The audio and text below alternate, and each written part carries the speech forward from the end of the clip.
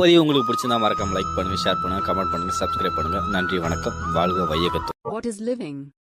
When we try to define living, we conventionally look for distinctive characteristics exhibited by living organisms. Growth, reproduction, ability to sense environment and mount a suitable response come to our mind immediately as unique features of living organisms. One can add a few more features like metabolism, ability to self-replicate, self-organize, interact and emergence to this list. Let us try to understand each of these. All living organisms grow. Increase in mass and increase in number of individuals are twin characteristics of growth. A multicellular organism grows by cell division. In plants, this growth by cell division occurs continuously throughout their lifespan. In animals, this growth is seen only up to a certain age. However, cell division occurs in certain tissues to replace lost cells. Unicellular organisms grow by cell division. One can easily observe this in vitro cultures by simply counting the number of cells under the microscope. In majority of higher animals and plants, growth and reproduction are mutually exclusive events. One must remember that increase in body mass is considered as growth. Non-living objects also grow if we take increase in body mass as a criterion for growth. Mountains, boulders and sand mounds do grow. However, this kind of growth exhibited by non-living objects is by accumulation of material on the surface. In living organisms, growth is from inside. Growth, therefore, cannot be taken as a defining property of living organisms. Conditions under which it can be observed in all living organisms have to be explained, and then we understand that it is a characteristic of living systems. A dead organism does not grow. Reproduction, likewise, is a characteristic of living organisms. In multicellular organisms, reproduction refers to the production of progeny possessing features more or less similar to those of parents. Invariably and implicitly we refer to sexual reproduction. Organisms reproduce by asexual means also. Fungi multiply and spread easily due to the millions of asexual spores they produce. In lower organisms like yeast and hydra, we observe budding. In planaria, flatworms, we observe true regeneration, that is, a fragmented organism regenerates the lost part of its body and becomes a new organism. The fungi, the filamentous algae, the protonema of mosses, all easily multiply by fragmentation. When it comes to unicellular organisms like bacteria, unicellular algae or amoeba, reproduction is synonymous with growth, that is, increase in number of cells. We have already defined growth as equivalent to increase in cell number or mass.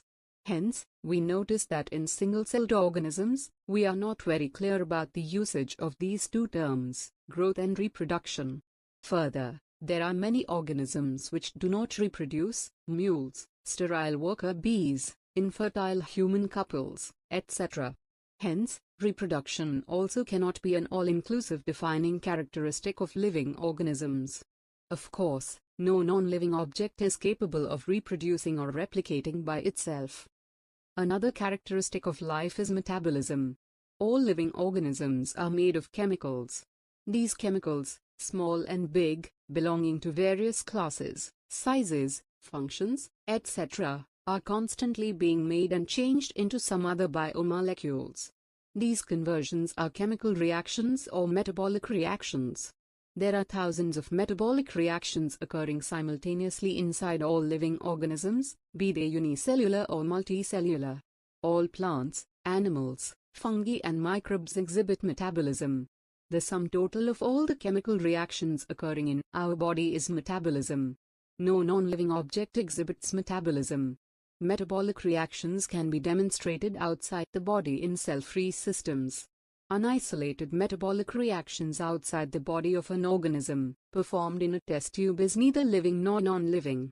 Hence, while metabolism is a defining feature of all living organisms without exception, isolated metabolic reactions in vitro are not living things but surely living reactions. Hence, cellular organization of the body is the defining feature of life forms. Perhaps, The most obvious and technically complicated feature of all living organisms is the ability to sense their surroundings or environment and respond to these environmental stimuli, which could be physical, chemical, or biological.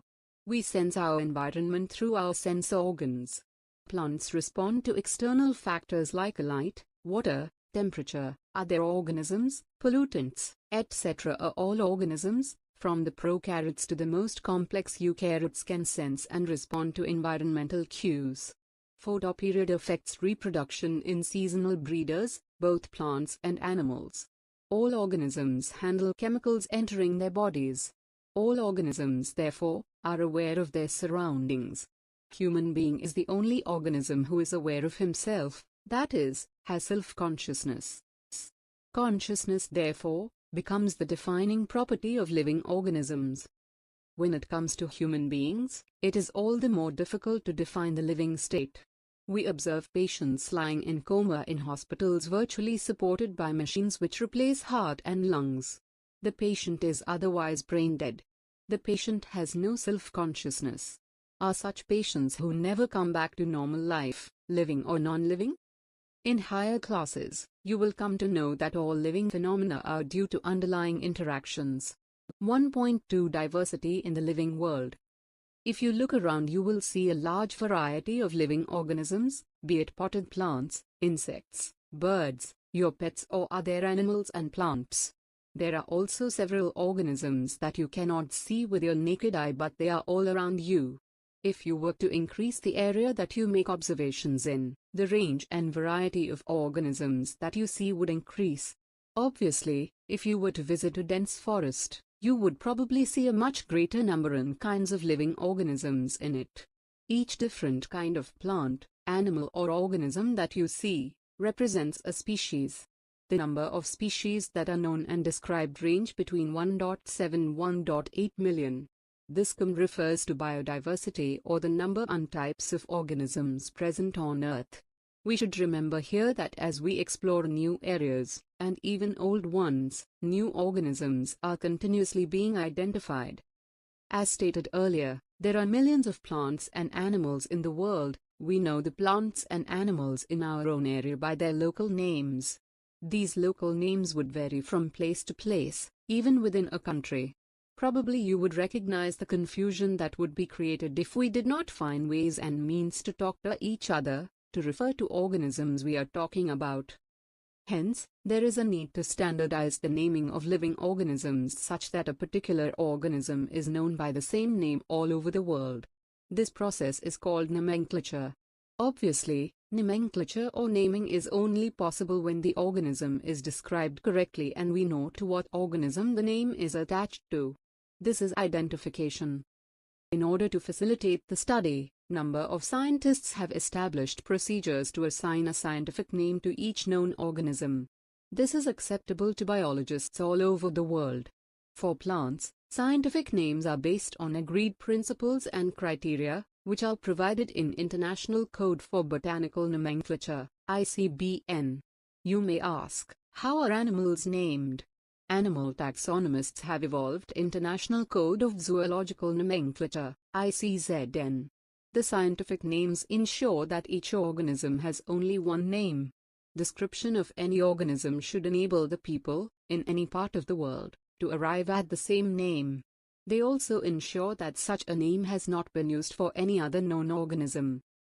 Biologists follow universally accepted principles to provide scientific names to known organisms. Each name has two components, the generic name and the specific epithet. This system of providing a name with two components is called binomial nomenclature. This naming system given by Carolus Linnaeus is being practiced by biologists all over the world. This naming system using a two-word format was found convenient. Let us take the example of mango to understand the way of providing scientific names better. The scientific name of mango is written as Mangifera indica. Let us see how it is a binomial name. In this name, Mangifera represents the genus, while indica is a particular species or a specific epithet. Other universal rules of nomenclature are as follows. 1. Biological names are generally in Latin and written in italics. They are Latinized or derived from Latin irrespective of their origin. 2. The first word in a biological name represents the genus while the second component denotes the specific epithet. 3. Both the words in a biological name, when handwritten, are separately underlined or printed in italics to indicate their Latin origin. 4. The first word denoting the genus starts with a capital letter while the specific epithet starts with a small letter. It can be illustrated with the example of Mangifera indica. Name of the author appears after the specific epithet, that is, at the end of the biological name, and is written in unabbreviated form, for example, Mangifera indica Linn. It indicates that this species was first described by Linnaeus.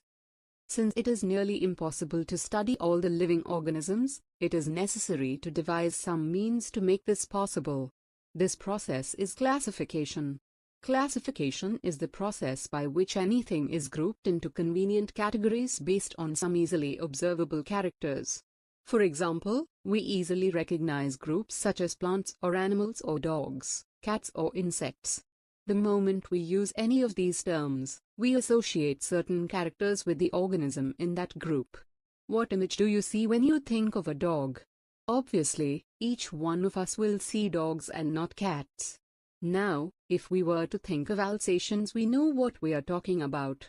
Similarly, suppose we were to say mammals, you would, of course, think of animals with external ears and body hair. Likewise, in plants, if we try to talk of wheat, the picture in each of our minds will be of wheat plants, not of rice or any other plant. Hence, all these, dogs, cats, mammals, wheat, rice, plants, animals, etc., are convenient categories we use to study organisms. The scientific term for these categories is taxa. Here you must recognize that taxa can indicate categories at very different levels. Plants also form a taxa. Wheat is also a taxa. Similarly, animals, mammals, dogs are all taxa, but you know that a dog is a mammal and mammals are animals. Therefore, animals, mammals and dogs represent taxa at different levels. Hence, based on characteristics, all living organisms can be classified into different taxa. This process of classification is taxonomy. External and internal structure, along with the structure of cell, development process and ecological information of organisms are essential and form the basis of modern taxonomic studies. Hence, characterization, identification, classification and nomenclature are the processes that are basic to taxonomy. Taxonomy is not something new. Human beings have always been interested in knowing more and more about the various kinds of organisms, particularly with reference to their own use. In early days, human beings needed to find sources for their basic needs of food, clothing and shelter. Hence, the earliest classifications were based on the uses of various organisms. Human beings were, since long, not only interested in knowing more about different kinds of organisms and their diversities, but also the relationships among them. This branch of study was referred to as systematics. The word systematics is derived from the Latin word systema, which means systematic arrangement of organisms. Linnaeus used systematics as the title of his publication. The scope of systematics was later enlarged to include identification, nomenclature and classification. Systematics takes into account evolutionary relationships between organisms. 1.3 Taxonomic categories. Classification is not a single-step process but involves hierarchy of steps in which each step represents a rank or category. Since the category is a part of overall taxonomic arrangement, it is called the taxonomic category, and all categories together constitute the taxonomic hierarchy. Each category, referred to as a unit of classification, in fact, represents a rank and is commonly termed as taxon, plural, taxa. Taxonomic categories and hierarchy can be illustrated by an example. Insects represent a group of organisms sharing common features like 3 pairs of jointed legs. It means insects are recognizable concrete objects which can be classified, and thus were given a rank or category. Can you name other such groups of organisms? Remember, groups represent category. Category further denotes rank. Each rank or taxon, in fact, represents a unit of classification. These taxonomic groups, categories, are distinct biological entities and not merely morphological aggregates. Taxonomical studies of all known organisms have led to the development of common categories such as kingdom, phylum or division, for plants, class, order, family, genus and species. All organisms, including those in the plant and animal kingdoms, have species as the lowest category. Now the question you may ask is, how to place an organism in various categories? The basic requirement is the knowledge of characters of an individual or group of organisms. This helps in identifying similarities and dissimilarities among the individuals of the same kind of organisms as well as of other kinds of organisms. 1.3.1 Species. Taxonomic studies consider a group of individual organisms with fundamental similarities as a species. One should be able to distinguish one species from the other closely related species based on the distinct morphological differences. Let us consider Mangifera indica, Solanum tuberosum, potato, and Panthera leo, lion.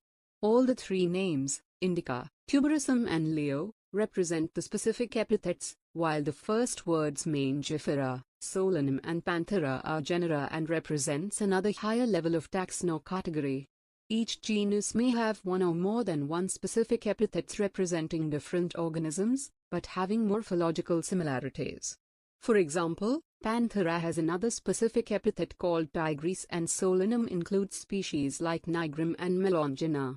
Human beings belong to the species Sapiens, which is grouped in the genus Homo. The scientific name thus, for human being, is written as Homo sapiens. 1.3.2 Genus. Genus comprises a group of related species which has more characters in common in comparison to species of other genera. We can say that genera are aggregates of closely related species. For example, potato and brinjal are two different species but both belong to the genus Solanum. Lion, Panthera leo, leopard, P. pardus, and tiger, P. tigris, with several common features, are all species of the genus Panthera. This genus differs from another genus Felis which includes cats. 1.3.3 Family. The next category, family, has a group of related genera with still less number of similarities as compared to genus and species. Families are characterized on the basis of both vegetative and reproductive features of plant species. Among plants, for example, three different genera Solanum, Petunia and Datura are placed in the family Solanaceae. Among animals, for example, genus Panthera, comprising lion, tiger, leopard is put along with genus Felis, cats, in the family Felidae. Similarly, if you observe the features of a cat and a dog, you will find some similarities and some differences as well. They are separated into two different families, Felidae and Canidae, respectively. 1.3.4 Order. You have seen earlier that categories like species, genus and families are based on a number of similar characters. Generally, order and other higher taxonomic categories are identified based on the aggregates of characters. Order, being a higher category, is the assemblage of families which exhibit a few similar characters. The similar characters are less in number as compared to different genera included in a family. Plant families like Convolvulaceae, Solanaceae are included in the order Polymoniales mainly based on the floral characters. The animal order, Carnivora, includes families like Felidae and Canidae. 1.3.5 Class. This category includes related orders. For example, order Primata comprising monkey, gorilla and gibbon is placed in class Mammalia along with order Carnivora that includes animals like tiger, cat and dog. Class Mammalia has other orders also. 1.3.6 Phylum. Classes comprising animals like fishes, amphibians, reptiles, birds along with mammals constitute the next higher category called phylum. All these, based on the common features like presence of notochord and dorsal holoneural system, are included in phylum Chordata. In case of plants, classes with a few similar characters are assigned to a higher category called division. 1.3.7 Kingdom. All animals belonging to various phyla are assigned to the highest category called Kingdom Animalia in the classification system of animals. The Kingdom Plantae, on the other hand, is distinct and comprises all plants from various divisions. Henceforth, we will refer to these two groups as animal and plant kingdoms. The taxonomic categories from species to kingdom have been shown in ascending order starting with species in Figure 1.1. These are broad categories. However, taxonomists have also developed subcategories in this hierarchy to facilitate more sound and scientific placement of various taxa. Can you recall the basis of arrangement? Say, for example, as we go higher from species to kingdom, the number of common characteristics goes on decreasing. Lower the taxa, more are the characteristics that the members within the taxon share. Higher the category, greater is the difficulty of determining the relationship to other taxa at the same level. Hence, the problem of classification becomes more complex. 1.4 Taxonomical aids. Taxonomic studies of various species of plants, animals and other organisms are useful in agriculture, forestry, industry and in general in knowing our bioresources and their diversity. These studies would require correct classification and identification of organisms. Identification of organisms requires intensive laboratory and field studies. The collection of actual specimens of plant and animal species is essential and is the prime source of taxonomic studies. These are also fundamental to studies and essential for training in systematics. It is used for classification of an organism, and the information gathered is also stored along with the specimens. In some cases, the specimen is preserved for future studies. Biologists have established certain procedures and techniques to store and preserve the information as well as the specimens.